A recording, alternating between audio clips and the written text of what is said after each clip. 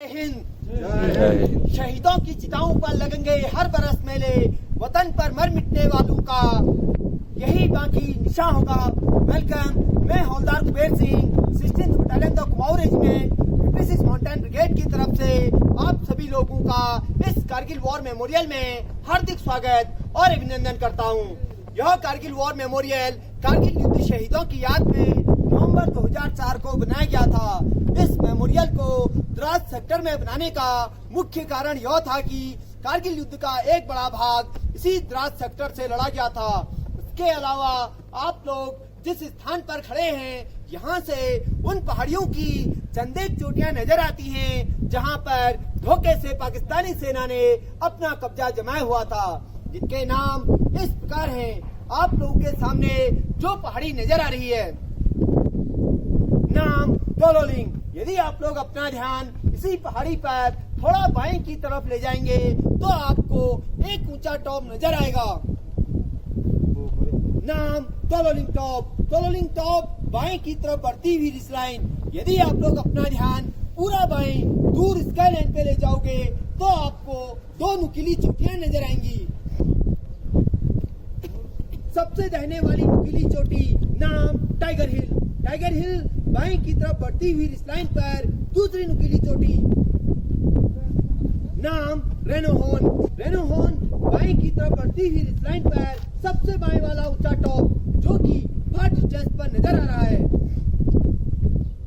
नाम .4875। .4875 को हम बत्रा टॉप के नाम से भी जानते हैं, क्योंकि कैप्टन विक्रम बत्रा इसी पॉइंट पर दुश्मनों से लड़ते हुए वीर गति को प्राप्त हुए थे। इसके अलावा आप लोग जिस रास्ते से यहाँ आए हुए हैं उसे नेशनल हाईवे 1 के नाम से जाना जाता है।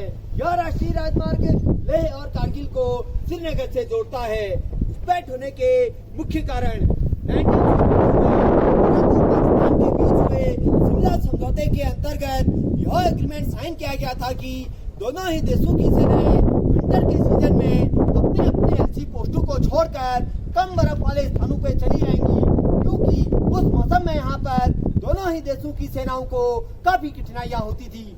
सर्दी के लिहाज से यह इलाका विश्व में दूसरे स्थान पर तथा एशिया में प्रथम स्थान पर आता है। 9 जनवरी 1995 को इस इलाके का तापमान -60 डिग्री सेल्सियस रिकॉर्ड किया गया था।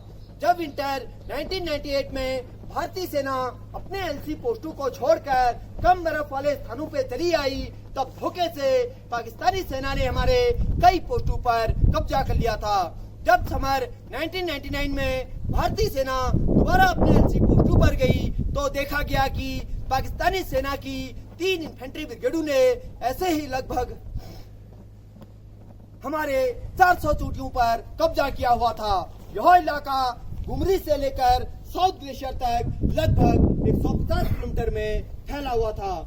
इसी के परिणाम स्वरूप कारगिल युद्ध 20 मई 1999 को शुरू हुआ और 26 जुलाई 1999 को संपन्न हुआ। इसीलिए प्रत्येक वर्ष हम 26 जुलाई को विजय दिवस के रूप में इसी कारगिल वॉर मेमोरियल पर मनाते हैं।